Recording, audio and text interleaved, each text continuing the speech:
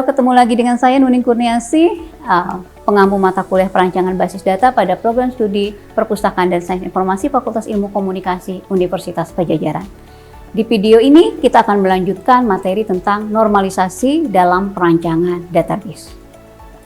Yang akan kita bahas adalah functional dependency, jenis-jenis dependensi fungsional, dan bentuk-bentuk normalisasi. Kita mulai dari functional dependency yang merupakan suatu ketergantungan relasi antar atribut dalam tabel. Nah, sebelum melakukan normalisasi, maka kita perlu memahami functional dependency terlebih dahulu. Contoh, sebuah kolom itu fungsinya bergantung pada kolom lainnya. Apabila X menentukan nilai tunggal untuk Y ya, pada suatu waktu. Misalnya ID penerbit itu mempengaruhi nama penerbit. Ya, nama penerbit bergantung pada ID penerbit. Nah, dependensi fungsional ini ada 3. Yang pertama ada full functional dependency, di mana atribut Y memiliki ketergantungan pada penuh terhadap atribut X.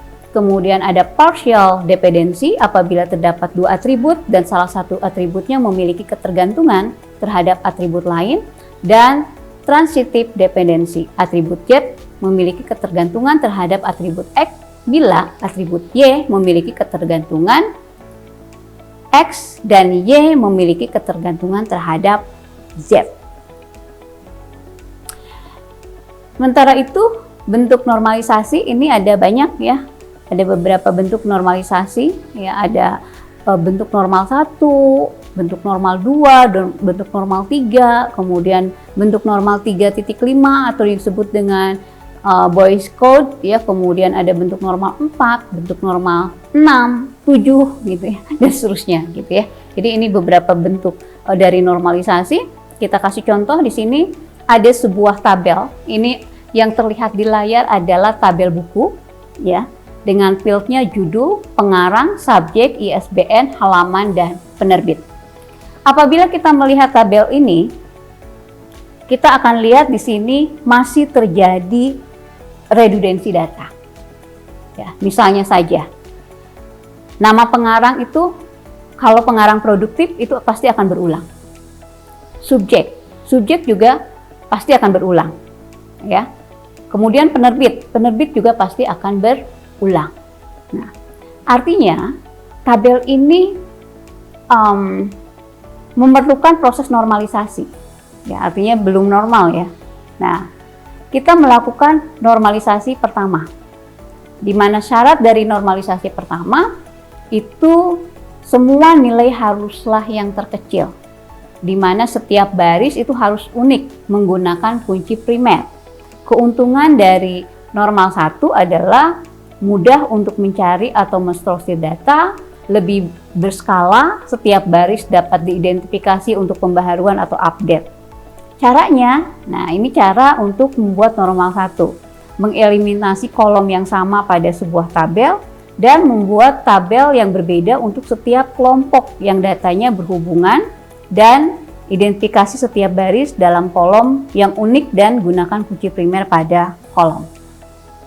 Nah, ini kita melakukan bentuk normal pertama dari tabel yang tadi kita lihat.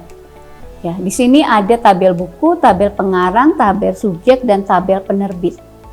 Di dalam tabel buku, fieldnya ada ISBN, judul, dan halaman.